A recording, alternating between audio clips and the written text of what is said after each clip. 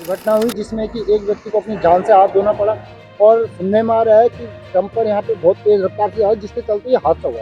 ये बस्ती है यहाँ पे कुछ आप क्या कहना चाहेंगे कि इस तरह के हादसे जो हो रहे हैं उसको रोकने के क्या उपाय हो सकते हैं और कैसे लगाने चाहिए? उपाय तो बहुत हो सकते हैं सर।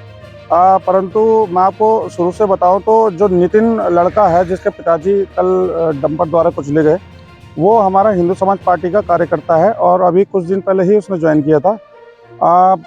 एक्चुअल में रात के समय पे जो ये अवैध, चाहे वैध हो चाहे अवैध हो, जो ये ट्रैक्टर ट्रॉलियाँ चलती हैं, डंपर चलते हैं या अन्य गाड़ियाँ चलती हैं, खनन के जो लिप्त हैं खनन के कार्य में, वो चलनी चाहिए नहीं वैसे कायदे से। और ये आबादी बहुल क्षेत्र है, आप देखिए, आप दिखा सकते हैं कि ये आबादी यहाँ पर है जिस हिसाब से, वहाँ उस हिसाब से यहाँ के प्रधान को, जो सरिता देवी जी हैं, उनको संज्ञान लेना चाहिए। सीमा देवी, सॉरी, माफ़ी चाहता हूँ, सीमा देवी जी, उनको संज्ञान लेना चाहिए। क्यों? क्योंकि पूर्व में भी कई बार यहाँ पर दुर्घटनाएं हो चुकी हैं, लोग हताहत हो चुके हैं, चोटिल हो चुके हैं, गंभीर घटनाओं में कभी कभी तो मौत भी हो जाती, जैसे अभी कल हुआ। कल रात को हमें हमारे संज्ञान में आया ये केस, तो हम आए फिर कार्यकर्ता से मिलने के लिए, थोड़ा सा सांत्वना देने के लिए। लेकिन क्या करें, अब यहाँ पर भीड़ इतनी हो चुकी थी, पुलिस प्रशासन भी थोड़ा सा मुस्तैद नहीं था, थोड़ा देर में आया। पुलिस थाना भी यहाँ से 19 किलोमीटर दूर है। अब आप बताइए, अगर कोई केस हो जाता है, कोई मुद्दा है, कोई बात होती है रात को, तो 19 किलोमीटर दूर रात के समय पर कैसे जाए आदमी, किस हिसाब से कार्रवाई होगी? ये तो यहाँ के प्रधानों को थोड़ा सा यहाँ का ध्यान देना चाहिए, सोचना चाहिए यहाँ के बारे में। लाइटों की व्यवस्था करवाते, रात में अंधेरी सड़कों पे आदमी निकलता है, बहुत सारी चीज़ें हैं। स्पीड ब्रेकर लगने चाहिए, स्पीड ब्रेकर नहीं है। स्पीड ब्रेकर अगर होते तो वाहन की रफ्तार थोड़ी कम होती, तो कई जानें बच जाती है उसमें। सुनने में आया है कि रात को एक्सीडेंट के बाद यहाँ के कुछ आसपास के गाँव के लोगों द्वारा यहाँ पे हंगामा किया गया, इस विषय में आप क्या कहेंगे? जी बिल्कुल है, क्योंकि ये आए दिन होता ही रहता है ऐसा।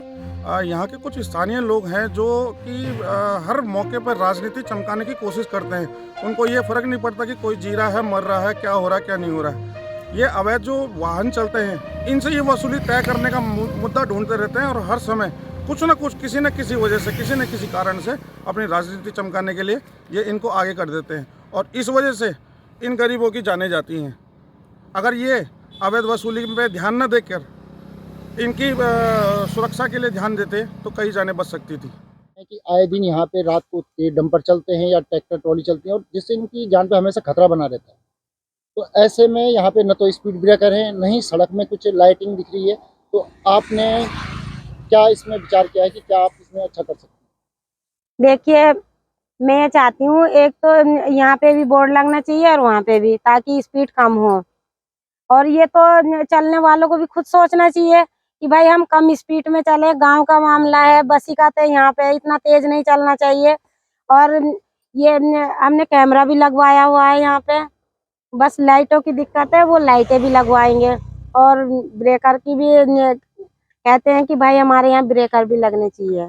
लगभग कब तक लग जाएंगी लाइटें और ब्रेकर कब तक हो सकते हैं? लाइटें तो देखो, वैसे तो सरकारी काम है ये, इतनी जल्द नहीं हो पाता, लेकिन मैं जल्दी से जल्दी कोशिश करूंगी लगवाने की। तो जो कुछ काम के लिए बोला तो कहा कि मैं तो माँ हानि का दावा ठोक दूंगी तुम पे। तो आप बोलो, किसको बोलो, बताओ। अच्छा, अब नाम लिखना नहीं आता, लेकिन मान आने का दावा ठोकना आता है। हाँ, तो माँ हानि का बहुत अच्छा। मुंह सही तो बोलना है।